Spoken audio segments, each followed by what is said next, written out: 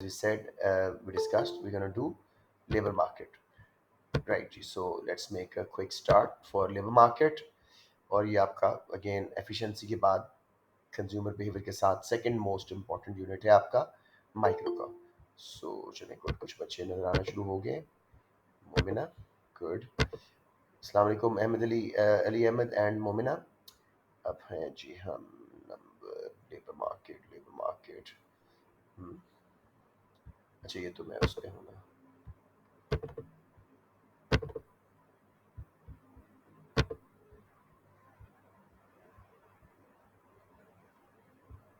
Labour market जी.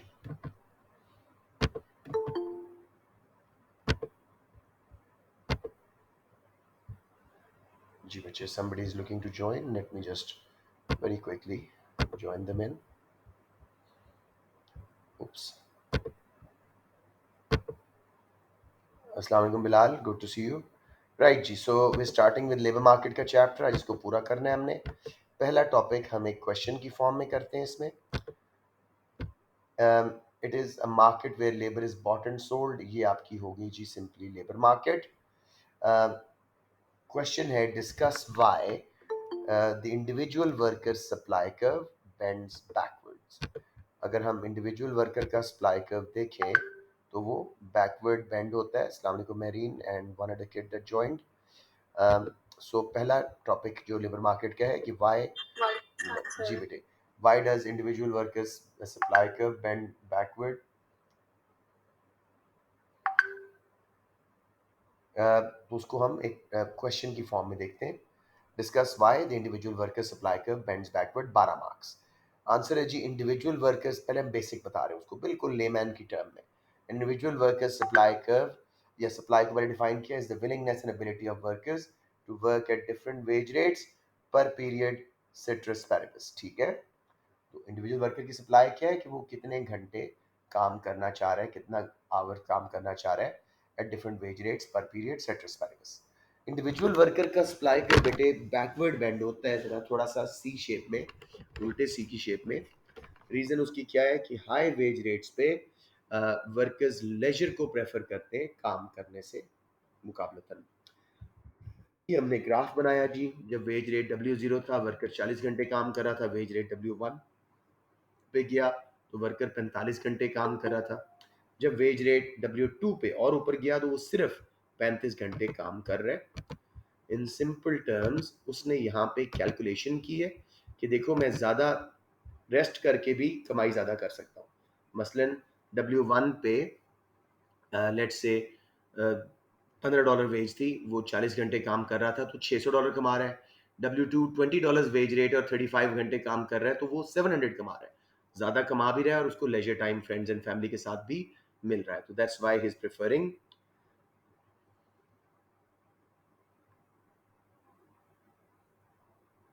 ठीक है. तो बेसिकली ये इसमें आइडिया है. अब थोड़ा सा देखते हैं इसका इन डेप्थ इन्वेस्टिगेशन, इकोनॉमिक्स की investigation. This is due to income and.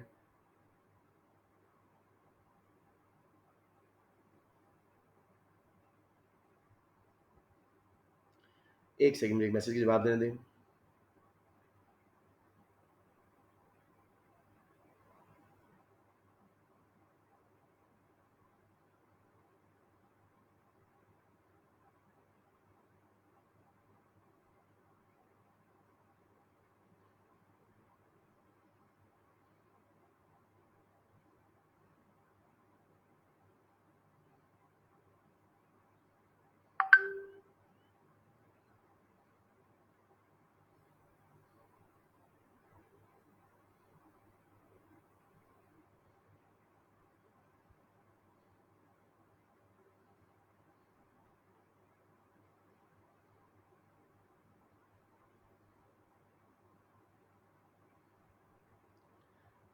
एक सेकंड.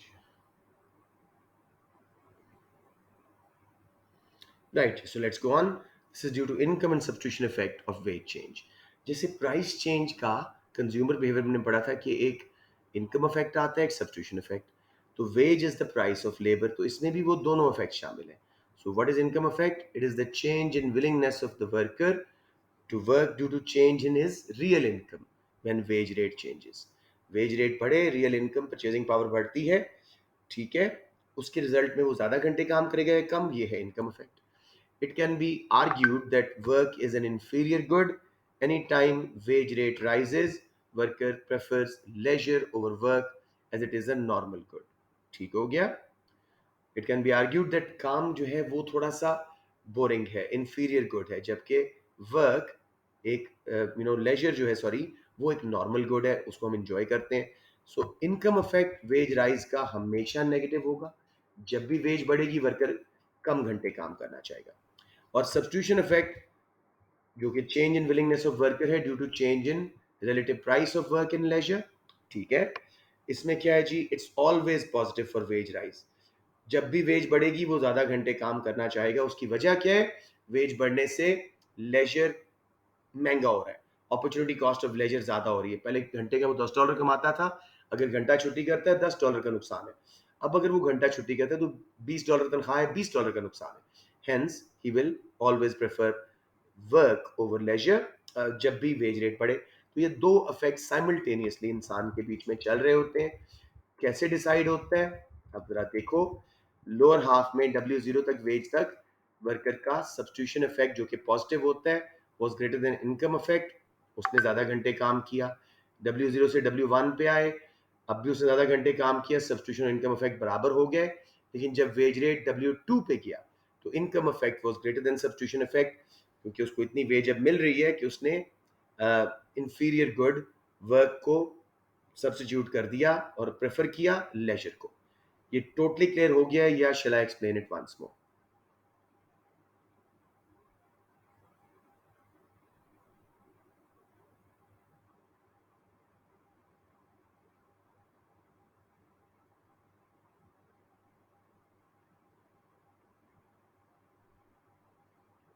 बेटे किसी को मसला और है बता दें।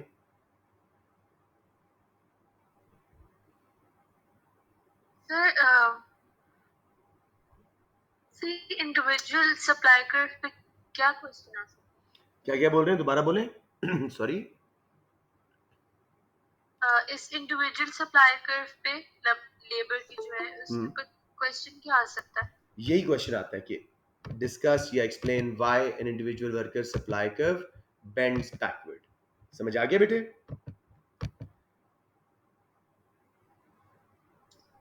Okay, so let's move on. मैंने इसलिए क्वेश्चन फॉर्म में करवाया ताकि आपको मसला ना हो। अब इसमें एक अगर फर्ज किया वो एडिशन करता है क्वेश्चन में, जैसे मैंने क्लास में आप लोगों को करवाया था कि पहले वो क्या है, discuss why individual workers supply curve bends backwards. Recently there was a court judgement where court said कि if a worker takes a day off, don't just give them basic wage, also give them part of the commission that they earn when they're working. तो अब उसके result में वो कहेगा what is the effect on workers supply curve now. तो पहले तो सारा एक्सप्लेन कर दोगे कि वर्कर का सप्लाई कर्व बैकवर्ड क्यों बेंड होता है। वो हायर वेज पे लेजर को प्रेफर करता है, इसकी वजह दो इफेक्ट्स हैं, सब्स्टिट्यूशन इनकम इफेक्ट। उनको डिफाइन किया, इनकम इफेक्ट हमेशा नेगेटिव है। जब भी वेज बढ़ती है वो इंफीरियर गुड वर्क को छोड़ेगा और लेजर को प्रेफर करेगा। सब्स्टिट्यूशन इफेक्ट पॉजिटिव होता है। जब भी वेज रेट बढ़ता है, अपॉर्चुनिटी कॉस्ट ऑफ लेजर बढ़ती है, तो वो वर्क को प्रेफर करेगा ओवर लेजर। लोअर वेजेस पे सब्स्टिट्यूशन इफेक्ट आउटवे करता है इनकम इफेक्ट को, इसलिए वो ज्यादा काम करता है। हायर वेजेस पे इनकम इफेक्ट आउटवे करता है सब्स्टिट्यूशन इफेक्ट को, इसलिए वो कम काम करता है। अलबत्ता कोर्ट जजमेंट ने कहा कि अगर वो छुट्टी करे तो उसको तनख्वाह तो मिलेगी ही, लेकिन कुछ कमीशन भी मिलेगी। नेट इफेक्ट क्या होगा? If his substitution effect is greater then income effect, lower wage level पे था और ये कोर्ट जजमेंट आई है, तो वो ज्यादा घंटे काम करेगा। लेकिन अगर सब्स्टिट्यूशन इफेक्ट ज्यादा, इनकम इफेक्ट ज्यादा था सब्स्टिट्यूशन इफेक्ट से, तो वो फिर लेजर को प्रेफर करेगा और कम घंटे काम करेगा। So the final outcome on supply curve will depend on the net size of effects of substitution and income. Got it बच्चों?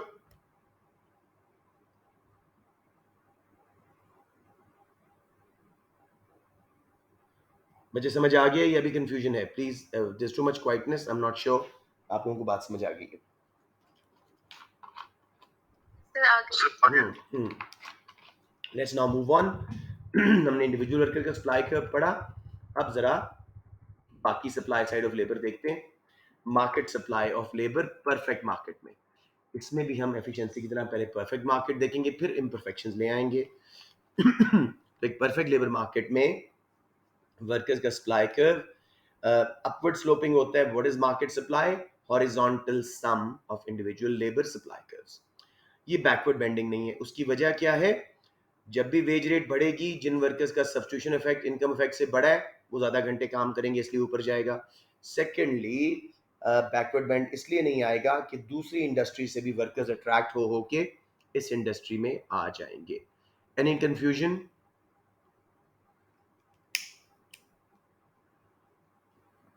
Okay, let's go to supply curve for a firm in a perfect labour market. Industry में normal demand supply curve के through जो wage set हुई, सब firms wage taker बन जाती हैं. जैसे परफेक्ट प्रोडक्ट मार्केट में फर्म्स प्राइस टेकर बनती हैं. Wage is the price of labour, labour is the product here. तो again perfectly elastic supply curve, जहां एवरेज कॉस्ट ऑफ लेबर और मार्जिनल कॉस्ट ऑफ लेबर बराबर हैं. Average cost of labour is total cost of labour divide by number of workers. Labour यानी पर worker हम कितना दे रहे हैं, और marginal cost of labour is additional cost of hiring one extra worker. समझ आ गया? तो हर एक्स्ट्रा वर्कर को भी आप लेट्स से $10 दे रहे हो, ऑन एवरेज भी पर आवर आप $10 दे रहे हो. तो ये क्लियर हो गया supply curve for a firm in perfect labour market.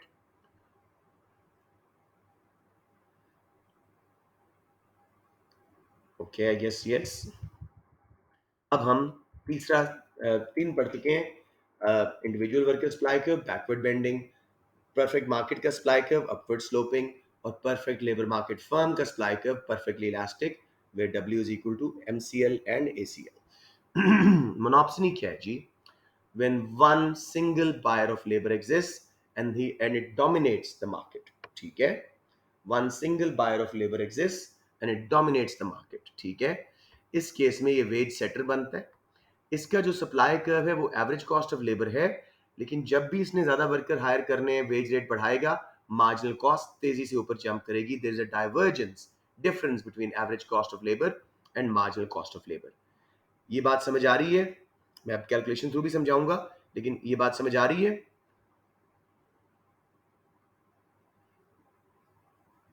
बच्चों come on, I am clueless. Help me. इंशाल्लाह आपको तो आ गई. Good. Anyone else who struggling, please बोलें. Okay, I am sure you guys understanding it. Then marginal cost of labour का formula देखो, ये आपको एमसीक्यूज में बहुत आता है. MCL is equal to total cost of labour minus total cost of labour minus one worker. एक step पीछे जाके माइनस करना.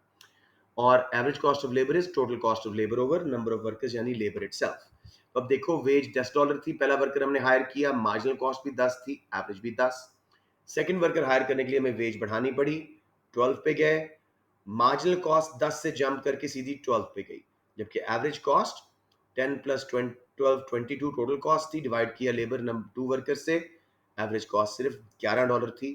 तो एवरेज कॉस्ट स्लो बढ़ रही है, मार्जिनल तेजी से. एवरेजेस का हमेशा सस्टेन्ड राइज होता है, मार्जिनल्स का quick rise. And same goes for the fall in economics. Clear हो गया मेरे बच्चों? कोई कंफ्यूजन यहाँ पे? अब यहीं से हम मार्जिनल कॉस्ट कैलकुलेट करते हैं. लेट्स से उसने हमें मार्जिनल कॉस्ट नहीं दी थी, पहले वर्कर पे बताया टोटल कॉस्ट लिमिट 10 है, दूसरे पे 22. तो सेकंड वर्कर को कितनी हमने एडिशनल कॉस्ट दी है, वेज दी है? 22 माइनस 10, एक स्टेप पीछे माइनस कर दो, 12 आंसर आ जाएगा. Everybody crystal clear before I move on to the last supply curve of labour market? Yes, sir. Okay, supply curve for trade unions. Trade unions तो आपको पता ही है, groups of organized workers who represent workers' interest for better wages, working conditions, strikes वगैरह करते हैं, protest करते हैं. इनका सप्लाई कर्व किंक्ड होता है. मसलन कैसे? वेज रेट था जी डब्ल्यू पे, इक्विलिब्रियम जहां डिमांड सप्लाई का मिल रहा था, वर्कर्स हायर हो रहे थे एल. ट्रेड यूनियन अक्सर मिनिमम वेज निगोशिएट कर लेती है एम्प्लॉयर से. अब इन्होंने minimum wage W U wage union लगाई अबव मार्केट इक्विलिब्रियम. अब इस वेज के नीचे ट्रेड यूनियन अपना कोई मेंबर, कोई वर्कर सप्लाई नहीं करेंगे. तो बेसिकली नीचे वाला सप्लाई कर्व इनफेक्टिव हो गया. तो वेज यूनियन पे supply is equal to average cost of labour and marginal cost of labour. A point तक जितना वर्कर सप्लाई कर रहे थे वो कर रहे हैं, परफेक्टली इलास्टिक सप्लाई कर्व बन गया. उसके बाद अगर फर्म ने हायर करना है तो पुराना सप्लाई कर्व स्टार्ट होगा, where marginal cost of labour is greater than average cost of labour. Again ये किंक वाला पार्ट समझ आ गया है before I move forward? Yes, sir. Okay. Anyone, G? Anyone?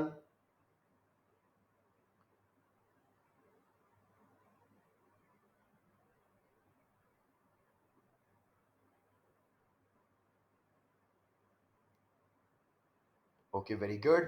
Let's now go on sir to थोड़ा सा unclear है कि किंग क्यों बनता है। किंग क्यों बनता है। मैं आपको दोबारा ड्रॉ करके दिखाता हूँ, इसलिए फौरन पूछ लिया करो। इसकी वजह से वो मेरा टाइम भी बेहतर मैनेज होगा और आप लोगों को भी, you know, don't be shy. I keep saying do not be shy. कोई मसला ही नहीं, हम इसको समझने के लिए बैठे हुए हैं, तो will do it in more details. Let me just put my pain in and quickly draw it for you. जब बनता हुआ देखोगे तो इंशाल्लाह ज़्यादा आसानी से समझ आ जाएगा। राइट जी, तो ये एक मैंने एम्प्टी डॉक्यूमेंट निकाला है और उसके ऊपर हम एक किंग सप्लाई कर्व बना के देखते हैं। लेबल इस पूरे मार्केट में चैप्टर में वेज एंड लेबर। ठीक है, wage is the price, labour is the quantity, तो प्राइस क्वांटिटी ही है। ये था जी हमारा सप्लाई कर्व, ये था हमारा डिमांड कर्व, ये इक्विलिब्रियम। इतनी वेज थी, इतने वर्कर्स हायर हो रहे थे। अब ट्रेड यूनियन ने निगोशिएट करके वेज रेट डब्ल्यू यूनियन पे ऊपर सेट करा लिया। ठीक है, अब इस वेज पे कोई वर्कर अपने आप को सप्लाई नहीं करेगा इस वेज से नीचे, तो ये वाला सप्लाई कर्व इन इफेक्ट खत्म हो गया। अब सप्लाई कर्व बन गया है ये, लेट्स से $8, $10। $10 से ये कोई वर्कर नहीं आ रहा, तो $9 तक सप्लाई कर्व है ही नहीं। सप्लाई कर्व यहाँ से शुरू हुआ, सप्लाई अब एवरेज कॉस्ट भी है और मार्जिनल कॉस्ट ऑफ लेबर भी, जैसे परफेक्ट मार्केट में हो जाती है। ए पॉइंट तक जितने वर्कर्स ने अपने आप को सप्लाई करना था कर दिया। उसके बाद अगर अपने वर्कर हायर करने हैं तो आपको वेजेस बढ़ानी पड़ेंगी। अब सप्लाई कर्व दोबारा शुरू हो जाएगा पुराने वाला, where MCL will be greater than average cost of labour. तो ये है जी आपका किंग सप्लाई कर्व। समझ आ गया फिजा? यस और no? Yes okay, don't be shy. अभी भी मसला है तो बता दो। अब क्लियर है, okay, thank you. Good good good. हमने अब 5 कर्व्स पढ़े। मैं आप लोगों को जरा कॉन्सेप्ट आपके लेना चाह रहा हूं। मेमुना, इंडिविजुअल वर्कर के सप्लाई कर्व की क्या शेप होती है?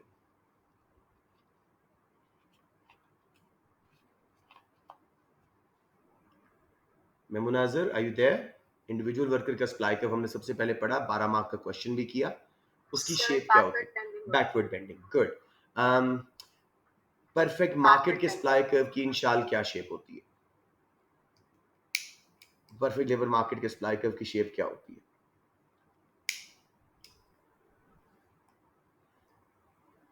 इंशाल्लाह, you there?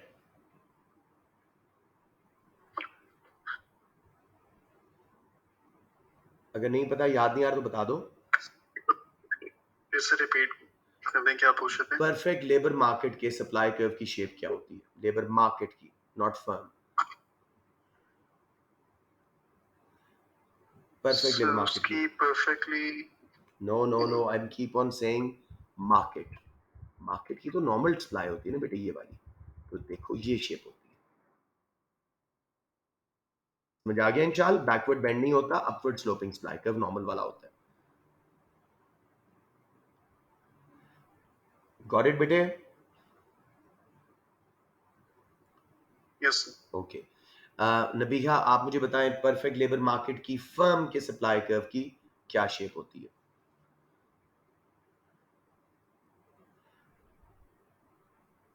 Sir upward sloping. No मेरे बेटा, इसका मतलब आप लोग नहीं समझ रहे हो ना पूछ रहे हो। That is very sad. Industry में अपवर्ड स्लोपिंग है, परफेक्ट फर्म की तो वेज टेकर्स हैं बेटे। सप्लाई कर्व परफेक्टली इलास्टिक है, ACL MCL। ये आपने अपने साथ ज्यादती कर रहे हो आप बच्चे, प्लीज समझें इसको। क्लास में भी आपको करवाया था, आप लोगों ने सबने कहा समझ आ गया। अब भी आप लोग यही कह रहे हो और यू नॉट आस्किंग। समझ आ गया बेटे? इंडिविजुअल वर्कर की, सिर्फ मेमूना ने अभी तक सही आंसर दिया है, बैकवर्ड बेंडिंग। ठीक है, परफेक्ट मार्केट की upward sloping supply curve normal. Backward band क्यों नहीं है? पेज बढ़ाते हो, जिनका सब्स्टिट्यूशन इफेक्ट ज्यादा है वो आ जाते हैं, दूसरी इंडस्ट्री से भी वर्कर अट्रैक्ट होते हैं, तो बैकवर्ड बैंड नहीं आता। परफेक्ट मार्केट का फर्म का, लेबर मार्केट की फर्म का horizontal perfect elastic supply curve where average cost of labour is equal to marginal cost of labour. Yes और नो? आई होप सब समझ रहे हो बेटे। उसके बाद जी आखिरी क्वेश्चन मैं पूछता हूं अली अहमद से। अली अहमद, ट्रेड यूनियन का सप्लाई कर्व कैसा होता है? अभी हमने एंड पे पढ़ा है।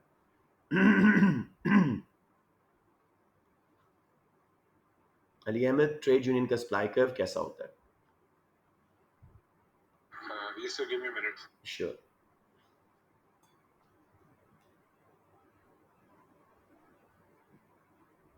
Sir, it is perfectly elastic with a kink. बिल्कुल सही है, नोट्स में देखा है, good work still, perfect elastic with a kick. ठीक है, एक खास वेज सेट कर देते हैं अबव वेज इक्विलिब्रियम, उस पर जितनी सप्लाई है, सप्लाई कर्व तक गया, ए पॉइंट तक परफेक्ट इलास्टिक, फिर उसमें पुराना सप्लाई कर्व स्टार्ट हो गया, अगर वेज बढ़ाएंगे तो फिर ही वर्कर आएंगे, पुराना सप्लाई कर्व किंक आ गया इसमें। और आखिरी जी हमारा मोनोप्सनी, सिंगल बायर ऑफ लेबर, उसका सप्लाई कर्व कैसा होता है, मुझे फाइक आप बता दें अगर आप क्लास में हैं, वरना कोई भी बच्चा और बता दे। मोनोप्सनी का सप्लाई कर्व कैसा होता है? No one knows. Upward sloping. Upward sloping, लेकिन ACL और MCL में डाइवर्जेंस है। Inshal, how come you not picking it sir up? एक बात है, मुझे मैं perfectly connected। सॉरी, आपकी कनेक्टिविटी ठीक नहीं है, मुझे आवाज नहीं आ रही। Sorry, come again.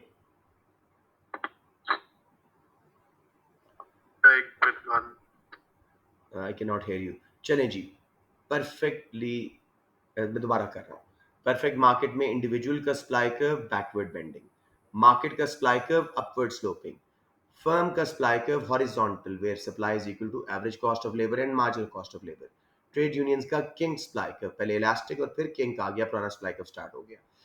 और मोनोप्सनी का supply curve average cost of labour है, लेकिन मार्जिनल कॉस्ट उससे ऊपर बढ़ेगी, क्योंकि जब भी वेज बढ़ाएंगे नए वर्कर्स अट्रैक्ट करने के लिए, मार्जिनल वेज तेजी से बढ़ेगी और एवरेज स्लो बढ़ेगी।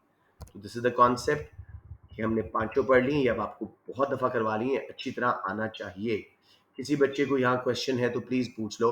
आई डोंट वांट कि जब हम इकट्ठे करें मार्केट वेज, आज पूरा भी नहीं हो सकेगा इस वजह से, हम मार्केट वेज बनाएं उसके बाद भी बच्चे स्ट्रगल कर रहे हो। Please let me know if there any questions please. बच्चे सारे मौजूद ही हैं, लेकिन चलें, I am hoping you'll be sincere with yourself and ask me questions whenever there is a problem. अब हम डिमांड साइड ऑफ लेबर पढ़ रहे हैं जी। इसमें आती है marginal revenue productivity theory, MRP। What is marginal revenue productivity? Additional revenue earned by the firm from hiring one extra worker. Marginal means additional, revenue means जो आप earn करते हैं from selling goods and services, product means additional worker जो बना के आपको चीजें दे रहे हैं। So marginal revenue product is additional revenue earned by the firm by hiring one extra worker. MRP is a product of, multiply करते हैं हम MR को, marginal revenue को, which is additional revenue gained by selling one extra unit, and MPP को, marginal physical product, which is the addition to the output made by every extra worker hired. MR perfect market में straight line होता है, क्योंकि वो firms price takers होती हैं, product market की बात हो रही है। और MPP इन्होंने मिस किया हुआ है यहाँ पे, मैं आपको दोबारा बना दूं। I think you missed the class, that one, that's why it's missing. Let me quickly do it for you. इधर मैं बना रहा हूँ जी MR, तो मैंने लेबल कर दिया, आप लेबल्स जरा ध्यान से देखिएगा। इधर क्वांटिटी आ गई, क्योंकि ये प्रोडक्ट मार्केट है, नॉट लेबर मार्केट। यहाँ पे MR इज परफेक्टली इलास्टिक, क्योंकि डिमांड कर्व परफेक्टली इलास्टिक होता है। अब इसको मल्टीप्लाई किया हमने MPP में, इंशाल क्या शक्ल होती है MPP कर्व की? MP जी सर पहले वो राइज होता है फिर फॉल होने लग जाता है, यानी कि इंक्रीजिंग रिटर्न्स और डिमिनिशिंग रिटर्न्स की वजह से पहले ऊपर जाता है फिर नीचे आता है।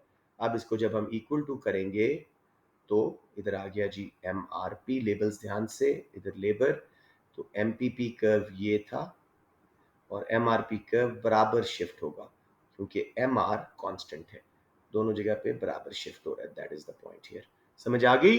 ये है परफेक्ट मार्केट का डिमांड कर्व। परफेक्ट मार्केट में वैसे भी वर्कर्स को क्यों फर्म्स हायर करती हैं? उनको कुछ रेवेन्यू अर्न करके दे रही होती हैं। सो what is MRP? MR into MPP। सो अब मैं आपसे डेफिनेशंस पूछ रहा हूँ सब बच्चों को, ताकि क्लियर हो जाए। Let's start with let's say Fiza what is MRP? Define कर दोगे मार्जिनल रेवेन्यू प्रोडक्टिविटी क्या होती है?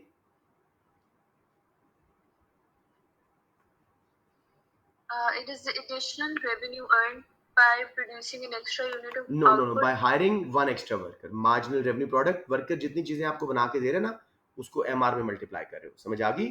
सो it's additional revenue earned by hiring one extra worker. Clear हो गया? Extra unit of no, not extra unit, नहीं, एक्स्ट्रा वर्कर। हर extra worker जो आप हायर कर रहे हो वो आपको कितना कमा के दे रहा है फर्म को, वो है MRP। क्लियर हो गया? ओके, मैमुना आप बता दो what is MR?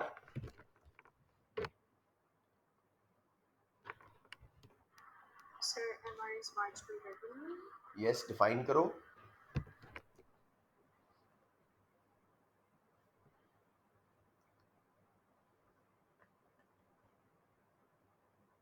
Easiest definition Maimuna, come on. Marginal का मतलब सोचो, रेवेन्यू के साथ लिंक करके करो, बहुत आसान है।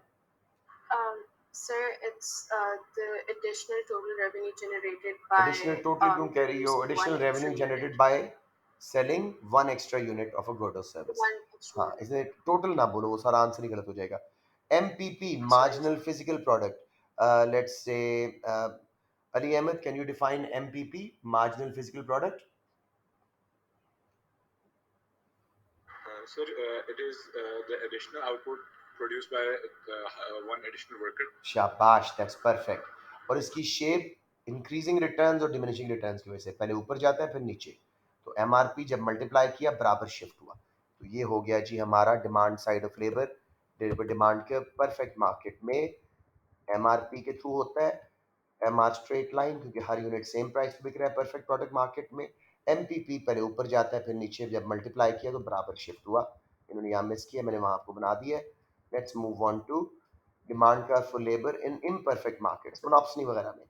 फ़र्क क्या है जी? MR नीचे स्लोप होता है, MPP वही होता है इंक्रीजिंग एंड डिमिनिशिंग रिटर्न्स। जब मल्टीप्लाई करते हो MPP और MRP का शिफ्ट नॉन पैरेलल है। पहले MR ज़्यादा था तो बड़ा शिफ्ट आया, बाद में MR थोड़ा हो गया, नीचे गिर रहा है। MRP और MPP में डिफरेंस या डिस्टेंस जो कि MR का है वो थोड़ा हो गया। समझ आ गया? तो इसको ज़रा समझ लेते हैं कि दोनों डिमांड के उसमें फ़र्क क्या है। परफेक्ट लेबर मार्केट में बराबर शिफ्ट होगा MPP से MRP, और इम्परफेक्ट लेबर मार्केट्स में क्योंकि MR गिर रहा होता है पहले शिफ्ट बड़ा है फिर छोटा हो जाता है।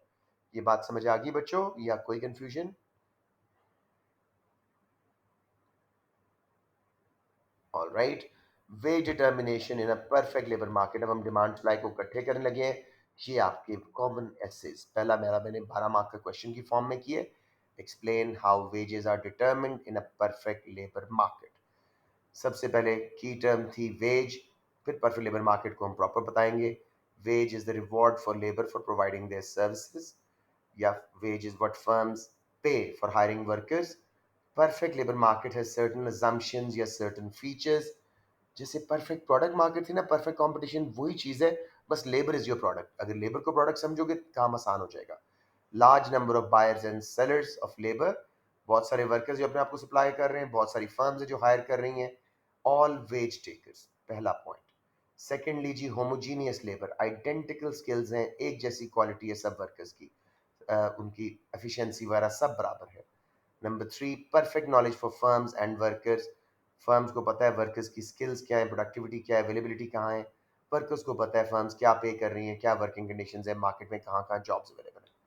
Number 4, free entry and exit of labour, यानी लेबर इज मोबाइल। जियोग्राफिकली भी एक इलाके से दूसरे इलाके भी आसानी से जा सकते हैं जहाँ बेटर वेज मिल रही हो, बेटर जॉब्स हों। और ऑक्यूपेशनली भी एक इंडस्ट्री से दूसरी इंडस्ट्री में जा सकते हैं, यानी मल्टी स्किल्ड है। लास्ट जी, firms are profit maximizers, hire where marginal revenue product is equal to marginal cost of labour. जैसे प्रोडक्ट मार्केट्स में MCMR पे करती थी प्रोड्यूस, लेबर मार्केट में कहाँ हायर करती हैं वर्कर्स को, जहाँ MRP मार्जिनल रेवेन्यू प्रोडक्ट बराबर हो जाए MCL के मार्जिनल कॉस्ट ऑफ लेबर के। एक बार प्लीज ये पांचों फीचर्स देखो, मैं एक एक बच्चे से पूछता जाता हूँ परफेक्ट मार्केट के फीचर्स के बारे में।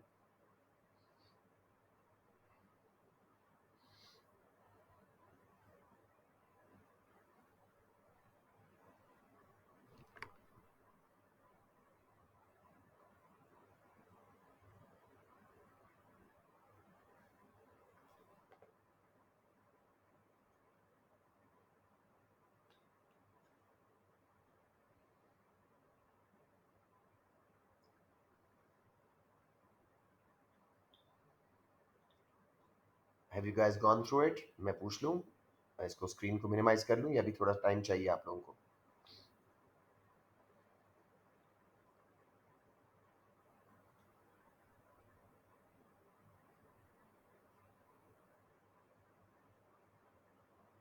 I'm in the dark.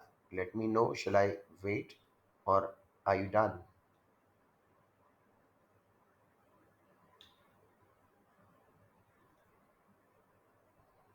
सभी कर दें। ओके मेरा बेटा, let me see the kids now. जिनसे नहीं पूछा उनसे बात करता हूँ ज़्यादा। लेट्स गो टू फिजा से भी बात हुई। साकिब, साकिब कोई assumption या फीचर बताएंगे परफेक्ट लेबर मार्केट का? Sir, free entry and exit for labor. What does that mean? Labor is perfectly Sir, perfectly elastic. no, perfectly mobile, geographically भी और occupationally भी। Mobile. एक इलाके से दूसरे इलाके भी जा सकते हैं बेहतर वेज के लिए, और एक जॉब छोड़ के दूसरी स्किल में भी जा सकते हैं, मल्टी स्किल्ड है। ठीक है, मोबाइल। मेरीन तारिक, एक आप बता दो मेरा बेटा।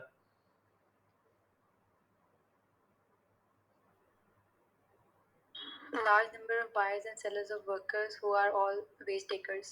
सही बोला, थोड़ा सा गलत बोल गए हो। Large number of buyers and sellers of, अच्छा लेबर कीजिए, आपने वर्कर बोल दिया, ठीक है, और all wage takers, perfect. Let's see now. उसके अलावा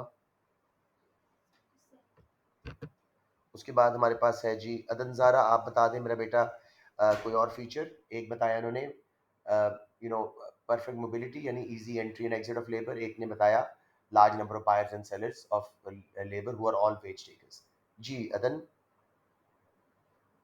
सर लेबर की सेम स्किल्स है। आइडेंटिकल स्किल्स, होमोजीनियस लेबर, शाबाश। अरहम खुरम, एक आप बता दो बच्चे। Sir, firms are profit maximizers. यानी कहाँ पे हायर करेंगी, वेयर?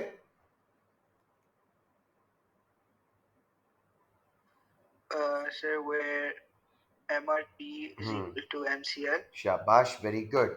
अब उसके बाद मेरे पास कौन से बच्चे बच गए हैं? खिजर, खिजर आप बता दो आखिरी फीचर बेटे। I know it gets difficult. Sir basically workers जो हैं उनके पास परफेक्ट नॉलेज होती है अबाउट जॉब अपॉर्चुनिटी। सिमिलरली जो प्रोड्यूसर्स होते हैं उनके पास भी परफेक्ट नॉलेज होती है लेबर के बारे में। Very good. The way he told, learn from it. He has explained it, not just listed. This is beautifully done, Khizr. Well done. So let's move on to the rest of it. ये दोबारा हो गया इसी बहाने आपका, ये सारे इंशाल्लाह याद हो जाएगा। अब ये याद हो जाना चाहिए बच्चों, इसके टेस्ट भी लिए हैं, सारा कुछ। It should be memorise now. In perfect labour market यानी इंडस्ट्री में वेज कैसे डिटरमिन हो रही है? Through interaction of demand and supply. Simple demand supply of labour, wage rate labour कैसे सेट हो रहा है? सप्लाई कर्व S0 था, डिमांड कर्व D0, जहां इक्विलिब्रियम आया E0 पे, वेजेस सेट हो गई W0 पे, नंबर ऑफ वर्कर्स हायर्ड हुए L0। अगर किसी वजह से वेज रेट ऊपर जाता है W1 पे तो सरप्लस वर्कर्स हो जाएगा। डिमांड सिर्फ A पॉइंट तक है L1 और सप्लाई B पॉइंट तक है वर्कर्स की L2। सरप्लस की वजह से वेज रेट पे प्रेशर पड़ेगा, वापस इक्विलिब्रियम पे आएगा। अगर किसी वजह से नीचे सेट हो जाए W2 पे तो शॉर्टेज होगी वर्कर्स को, वर्कर्स की सप्लाई कम कर रहे हैं वर्कर्स अपने आप को, और फर्म्स डिमांड ज़्यादा कर रही हैं, शॉर्टेज की वजह से वेज रेट पुश अप होगा वापस इक्विलिब्रियम पे। तो परफेक्ट मार्केट में लेबर की demand and supply through wage rate set होता है। Any shortages and surpluses, any wage rate changes are automatically eliminated through shortages and surpluses, and we get back to equilibrium just like it was always the case with perfect market. कोई confusion यहाँ पे? अगर आप यहाँ छोड़ दोगे तो आपको 7 से 8 मार्क मिल सकते हैं मैक्सिमम। ये है basic demand and supply theory. लेकिन अगर हमने 12 के 12 लेने हैं तो हमें MRP थ्योरी बतानी पड़ेगी। Wages in a perfect markets firm, अब वो लेबर इंडस्ट्री थी पहले, मार्केट थी, अब फर्म में it's determined through MRP and MCL theory. Marginal revenue productivity दोबारा देख लेते हैं। Is the additional revenue earned by the firm from hiring one extra worker. It is the product of MR, यानी additional revenue earned by selling one extra unit, and MPP, additional output produced by every worker. So MRP is equal to MR into MPP. ये वाला आपका graph बन जाएगा।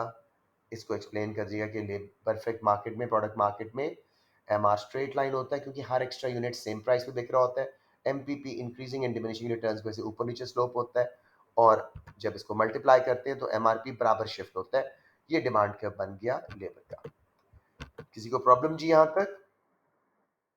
अच्छा, perfect labour market firm में कैसे number of workers वो higher करते हैं, वेज डिटरमिन कैसे हो रही है, वेज टेकर्स हैं, परफेक्टली इलास्टिक सप्लाई कर्व है, इंडस्ट्री लेफ्ट साइड पे है, डिमांड एंड सप्लाई के थ्रू वेज सेट हुई, हर फर्म का स्ट्रेट लाइन सप्लाई कर्व जो एवरेज कॉस्ट ऑफ लेबर भी है और मार्जिनल कॉस्ट ऑफ लेबर भी, लेबर पूरी रखिएगा लेबल्स। फिर एमआरपी लगाएं, जितनी देर एमआरपी ज़्यादा था एमसीएल से शेडेड एरिया प्रॉफिट हो रहा था, L0 पे आके प्रॉफिट मैक्सिमाइज हुआ, उस वर्कर पे नहीं लेकिन उससे पहले सबका जो प्रॉफिट था इकट्ठा हो गया। उसके बाद एमआरपी नीचे है, एमसीएल ऊपर है, लॉसेज होंगे अगर हाइड करोगे तो L0 पे फर्म रोक देंगी। अब बहुत अच्छा आंसर, एमआरपी को एक बार बाहर से शिफ्ट करके नंबर ऑफ वर्कर्स ज़्यादा हायर करवाएगा, एक बार अंदर शिफ्ट करके नंबर ऑफ वर्कर्स कम हायर कराएगा, और एक सेपरेट ग्राफ पे सप्लाई कर्व को ऊपर नीचे शिफ्ट करके हॉरिजॉन्टल फॉर्म में वेज रेट पे और नंबर ऑफ वर्कर्स हायर पे असर दिखाओगे। बना के दिखा दूं, बताइए।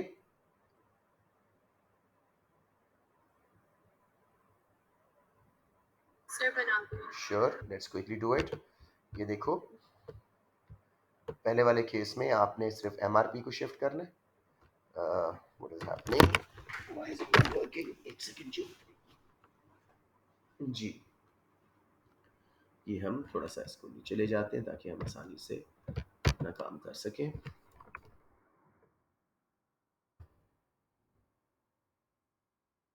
पेज पे आए थे, अब देखिए जी,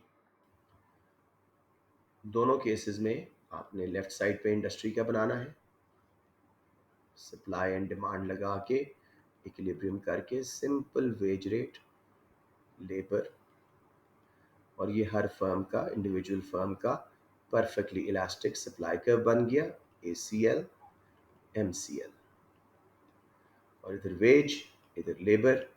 हमने तो MRP यहाँ लगाया था ना, आप ज़रा पहले दिखाना, यहाँ पे प्रॉफिट था, L0 वर्कर हार, इसके बाद लॉस है, ठीक है। अगर MRP शिफ्ट होता है लेट्स से लेफ्ट पे, वर्कर्स की प्रोडक्टिविटी कम होती है, कुछ ऐसा होता है, तो कम वर्कर्स हायर हो रहे हैं।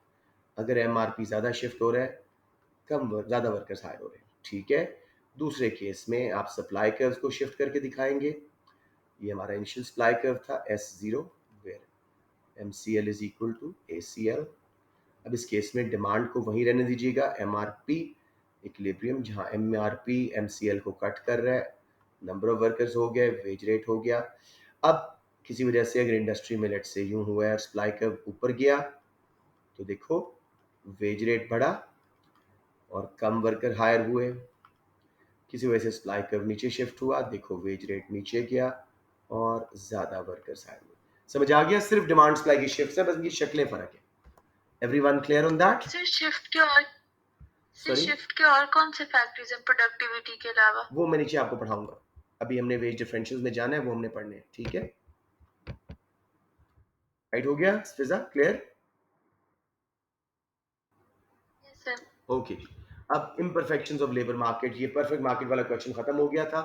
अब जैसे पहले परफेक्ट हम मार्केट्स पढ़ते हैं, फिर इम्परफेक्ट, तो मैं आपको दो कम से कम ये पढ़ा दूं ताकि कल हम इसको लपेट के और मैक्रो पे चले जाएं। Imperfections of labor market क्या है जी? Monopsony. Monopsony is when one single firm dominates the demand for labor in a particular market. इसके फीचर्स क्या हैं? वेज सेटर्स हैं, अपनी मर्जी की वेज दे सकते हैं क्योंकि पावरफुल डोमिनेंट फर्म्स हैं। प्रॉफिट मैक्सिमाइजर्स हैं, कहाँ तक हायर करेंगे? वही MRP MCL के ऊपर। सप्लाई का मोनोपोली का पीछे हम पढ़ के आए हैं, एवरेज कॉस्ट ऑफ लेबर है लेकिन मार्जिनल कॉस्ट ऑफ लेबर नहीं है, दोनों में डाइवर्जेंस आ जाती है। ये ग्राफ देख लो, मैं ख्याल दोबारा बनाना पड़ेगा, अगर किसी को याद नहीं है तो बता दें। सिंपली आपने सप्लाई कर्व लगाया, बना दो दोबारा बेटे, बता दें।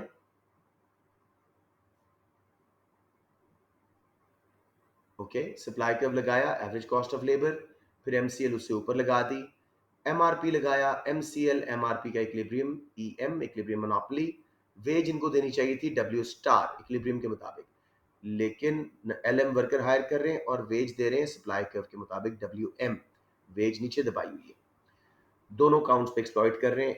अगर ये परफेक्ट मार्केट होती तो डिमांड एंड सप्लाई के थ्रू इक्विलिब्रियम कंपेटिटिव EC होता, वेज कंपेटिटिव मार्केट WC होता, और LC वर्कर हायर हो रहे होते, वर्कर ज़्यादा हायर होते, वेज ज़्यादा होती। मोनोप्सनी इम्परफेक्शन दो काउंट्स पे एक्सप्लॉइट कर रही है वर्कर्स को। क्लियर, या दोबारा बना के दिखा दूं?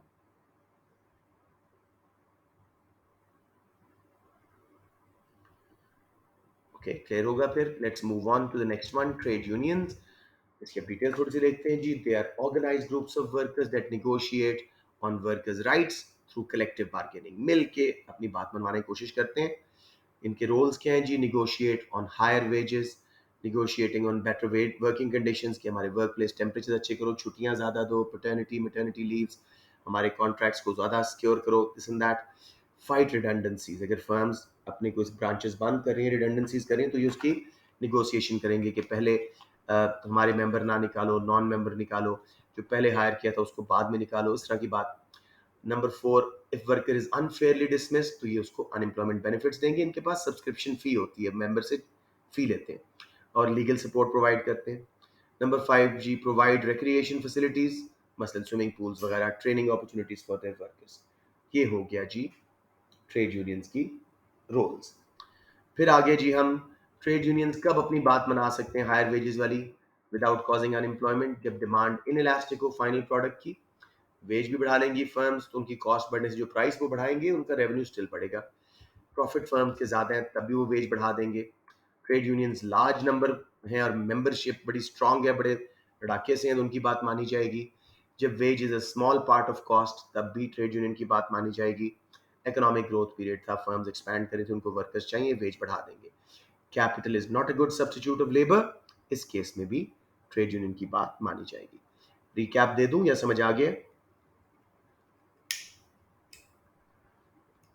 ओके जी, trade union versus perfect employers. जब भी ट्रेड यूनियन परफेक्ट मार्केट के एम्प्लॉयर्स के साथ निगोशिएट करेगी, कुछ ना कुछ अनएम्प्लॉयमेंट आएगी। कितनी आएगी? रेड एरिया में देखो, level of unemployment will depend on elasticity of demand and supply of labour. ये देखो बेटे, सप्लाई कर्व, डिमांड कर्व के थ्रू वेज थी W, इक्विलिब्रियम E था और नंबर ऑफ वर्कर्स हायर्ड थे L। अब वेज यूनियन, ट्रेड यूनियन ने मिनिमम वेज ऊपर लगा दी, सप्लाई कर्व में किंक आया, पहले परफेक्टली इलास्टिक, नीचे वाला सप्लाई कर्व खत्म हुआ, कोई वर्कर्स अपने आप को सप्लाई नहीं कर रहे WU के नीचे। Supply curve is ACL and MCL, point A तक जितना सप्लाई कर रहे थे वर्कर्स कर दिया उन्होंने। इसके बाद अगर फर्म ने हायर करने तो पुराना सप्लाई कर्व स्टार्ट होगा, किंक आ जाएगा। अब देखो, W यूनियन पे, वेज यूनियन पे हम पहले डिमांड कर्व तक गए, सिर्फ L1 वर्कर्स डिमांड हो रहे हैं। फिर W यूनियन से जब हम सप्लाई कर्व तक गए A पॉइंट तक, L2 वर्कर सप्लाई कर रहे हैं अपने आप को। Unemployment is L1 to L2 and job losses are L2 L1। Clear हो गया मेरे बच्चों?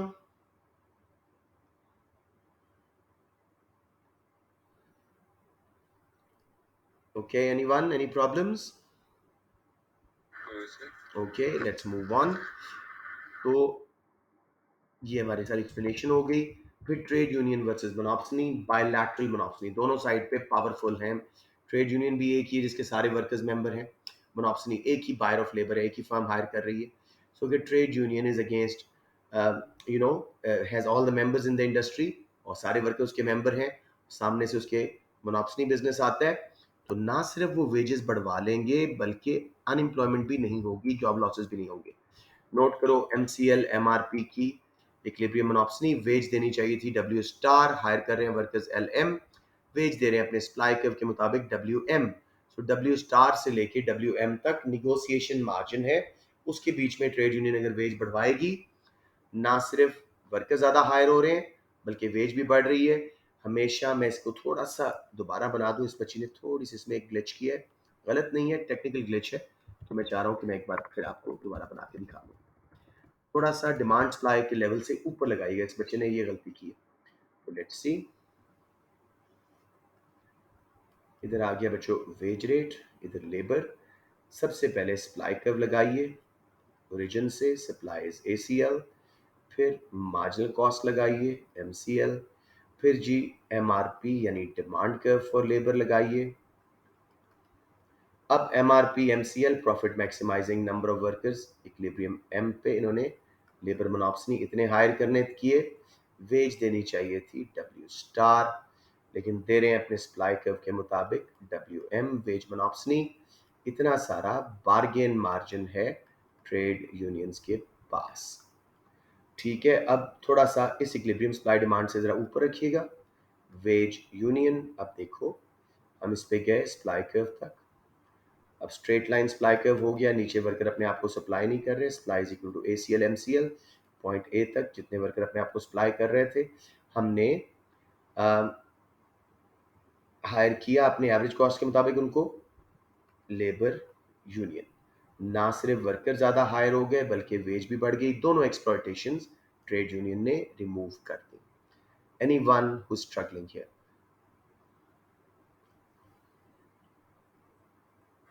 सर वैसे हम लोग यूजुअली पढ़ते होते हैं कि वेज कम होने से, वेज इंक्रीज होने से हम लोग लेबर कम कर रहे होते हैं। हाँ, लेकिन क्योंकि तो यहाँ मोनोपोली पे है ना, क्या वजह है? उसने एक्सप्लॉइट किया हुआ था, उसने जहाँ देनी चाहिए थी उससे नीचे दे रहे थे, उनके पास बार्गेन मार्जिन था, तो ना सिर्फ वो वर्कर को हायर भी ज़्यादा कर लेंगे बल्कि वेज भी ज़्यादा दे देंगे ट्रेड यूनियंस को खुश करने के लिए।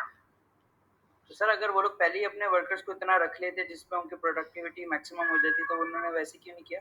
नहीं, वो प्रोडक्टिविटी तो यहाँ पे नज़र नहीं आ रही ना बेटे।